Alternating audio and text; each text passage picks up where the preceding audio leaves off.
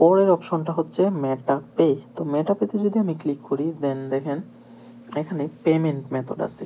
তো পেমেন্ট মেথডের মধ্যে add debit or credit card.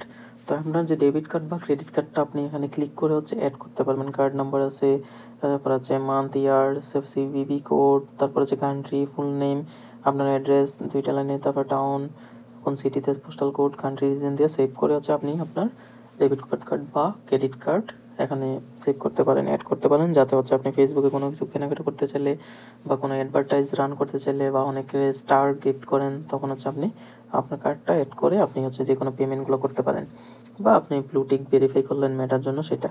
তো ডেলিভারি ইনফোর জন্য ইমেল অ্যাড্রেস আছে, ফোন অ্যাড্রেস আছে বা ডেলিভারি অ্যাড্রেস।